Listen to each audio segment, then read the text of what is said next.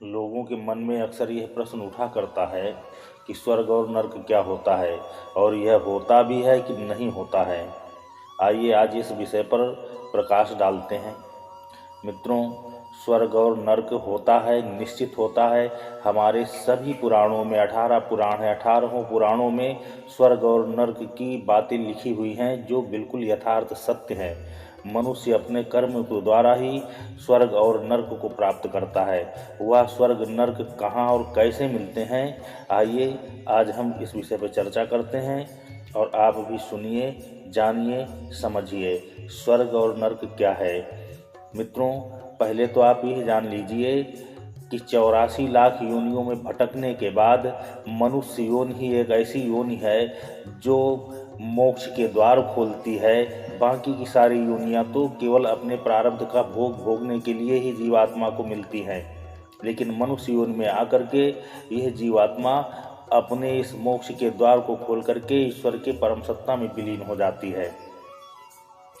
अब इस मनुष्य योनि में जो कार्य किए जाते हैं, इन कार्यों का ही परिणाम होता है हमारी अगली योनि।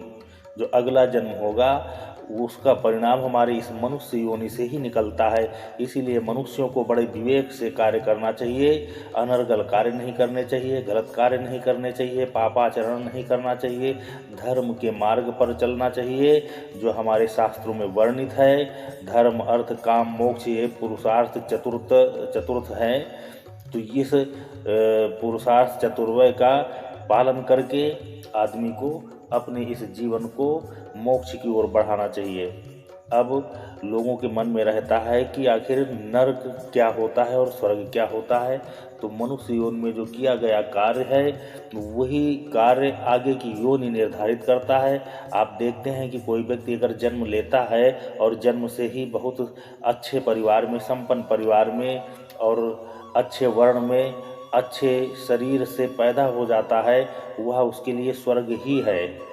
और आप देखते हैं कि बहुत सारे लोग ऐसे हैं जो अपने जीवन में जन्म से ही कष्ट ही भोगा करते हैं। तो मनुष्य योनि में भी आकर के जिन लोगों के पुण्यों में कमी है वह मनुष्य योनि में भी आकर के कष्टों को भोगा करते हैं, जबकि उसमें उनका वर्तमान का कार्य नहीं, प्रारब्ध का कार्य छिपा हुआ होता है।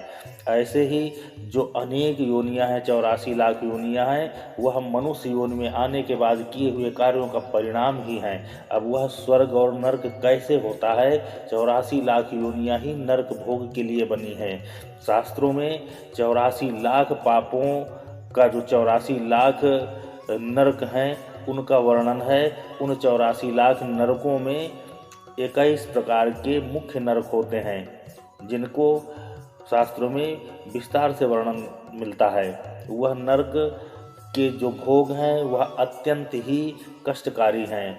उसमें बताया गया है किसी के शरीर को जलाया जाएगा, मांस नोचा जाएगा, किसी के शरीर को तपाया जाएगा, चीरा जाएगा, काटा जाएगा, कीड़े मकोड़े उसको खाएंगे। ऐसे करके उसमें शास्त्रों में नरकों की व्याख्या दी गई है। अब उन नरकों को अगर आप कल्पना मानते हैं तो ये आपके मंद बुद्धि का ही केवल एक महज सोच है, क्योंकि आप देख रहे हैं कि बहुत से ऐसे जीव हैं जिनको कितने कितने दुसह कष्ट सहने पड़ते हैं। मनुष्य योनि में भी आकर के व्यक्ति को ऐसे ऐसे कष्ट सहने पड़ते हैं जो आप उन शास्त्रों को अगर पढ़े हैं, उन नरकों के बारे में पढ़े हैं, तो वह नरक ही दिखाई देते हैं कि जैसे यह व्यक्ति नरक भोग रहा है। आप देखे होंगे कि तमाम जीव ऐसे हैं जिनको लोग पहले आग में तपाते हैं, तपा करके उसे मारते हैं, मार करके पका करके खा जाते हैं। यह उन नरकों में बताई गई हुई जो चीज़ें हैं उन्हीं के ही प्रकार हैं। जैसे उसमें बताया गया कि आदमी को भूंजा जाएगा, फिर उसे काटा जाएगा, खाया जाएगा।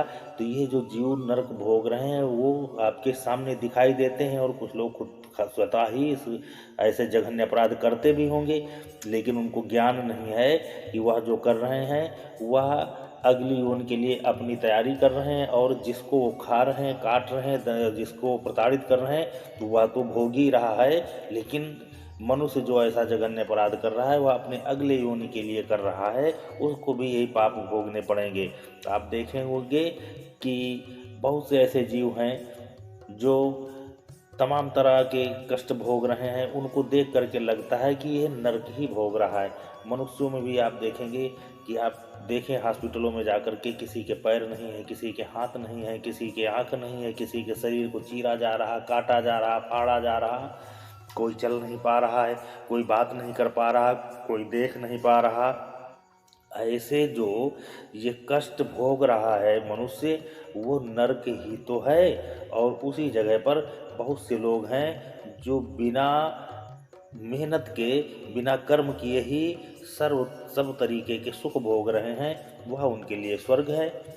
आप इन 84 लाख योनियों में भी देखें कि अब कर्म के अनुसार अगर कोई कुत्ता है तो एक कुत्ता ये है कि जो जंगलों में जिसको भोजन तक नहीं मिलता है, उसके शरीर में कीड़े पड़ जाते हैं और तड़प तड़प करके मरता है। और उसी जगह एक कुत्ता है जो 5 स्टार होटलों में रहता है, गाड़ियों में घूमता है, बंगलों में रहता है। तो ये उनके कर्मों के अनुसार ही किसको कौन सी जगह मिली, ये उसके कर्म निर्धारित करते हैं। इसलिए आप इन पे शंका न करें।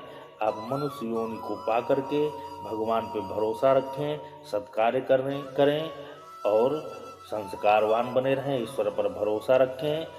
आपका यह जन्म भी सही होगा, इस जन्म में भी सुख भोगेंगे और आपका अगला जो जन्म होगा वो भी अच्छा होगा।